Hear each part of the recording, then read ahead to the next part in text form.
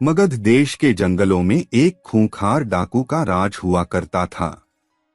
वह डाकू जितने भी लोगों की हत्या करता था, उनकी एक एक उंगली काटकर माला की तरह गले में पहन लेता।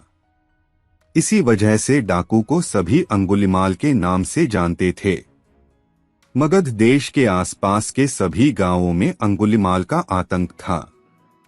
एक दिन उसी जंगल के पास के ही एक गांव में महात्मा बुद्ध पहुंचे। साधु के रूप में उन्हें देखकर हर किसी ने उनका अच्छी तरह स्वागत किया। कुछ देर उस गांव में रुकते ही महात्मा बुद्ध को थोड़ा अजीब सा लगा।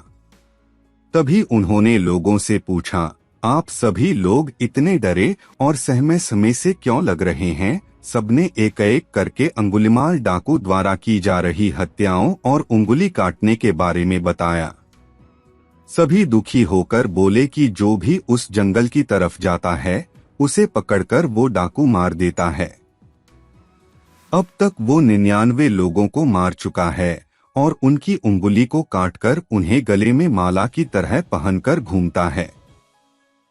अंगुलिमाल के आतंक की वजह से हर कोई अब उस जंगल के पास से गुजरने से डरता है। इन सभी बातों को सुनने के बाद भगवान बुद्ध ने उसी जंगल के पास जाने का फैसला ले लिया।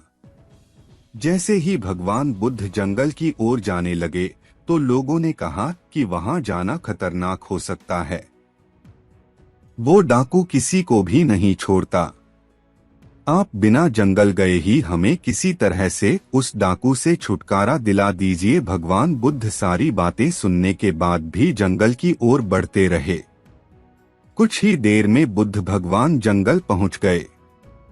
जंगल में महात्मा के भेष में एक अकेले व्यक्ति को देखकर अंगुलिमाल को बड़ी हैरानी हुई।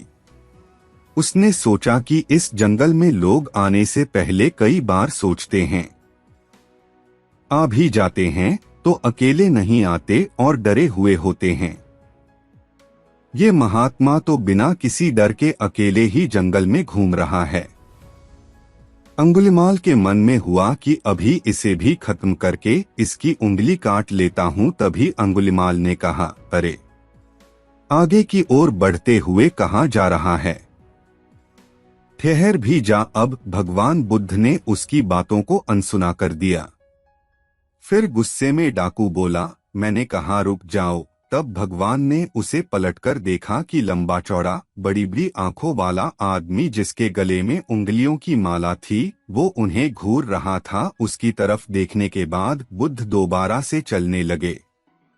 गुस्से में तमतमाते हुए अंगुलिमाल डाकू उनके पीछे अपनी तलवार लेकर दौड़ने लगा। डाकू जितना भी दौड़ता लेकिन उन्हें पकड़ नहीं पाता। दौड़ दौड़कर वो थक गया। उसने दोबारा कहा, रुक जाओ वरना मैं तुम्हें मार दूंगा और तुम्हारी उंगली काटकर मैं 100 लोगों को मारने की अपनी प्रतिज्ञा पूरी कर लूंगा। भगवान बुद्ध बोले कि तुम अपने आप को बहुत शक्तिशाली समझते हो न, तो पेड़ से कुछ पत्तियां और टहनियां तोड़कर ले आओ। अंगुलिमाल ने उनका साहस देखकर सोचा कि जैसा ये कह रहा है कर ही लेता हूँ।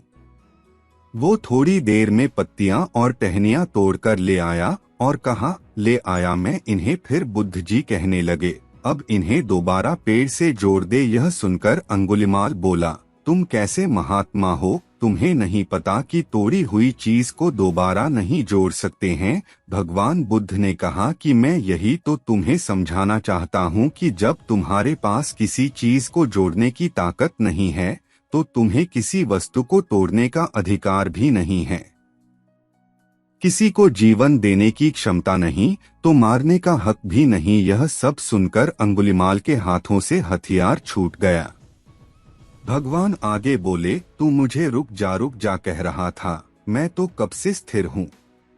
वो तू ही है जो स्थिर नहीं है। अंगुलिमाल बोला, मैं तो एक जगह पर खड़ा हूँ तो कैसे अस्थिर हुआ और आप तब से चल रहे हैं?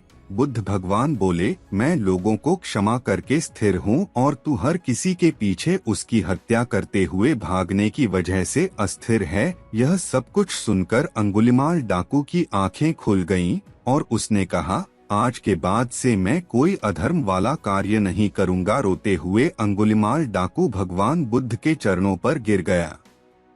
उसी दिन अंगुलिमाल ने बुराई का रास्ता छोड़ा और वो बहुत बड़ा सन्यासी बन गया। कहानी से सीख। सही मार्गदर्शन मिलने पर व्यक्ति बुराई की राह को छोड़कर अच्छाई को चुन लेता है।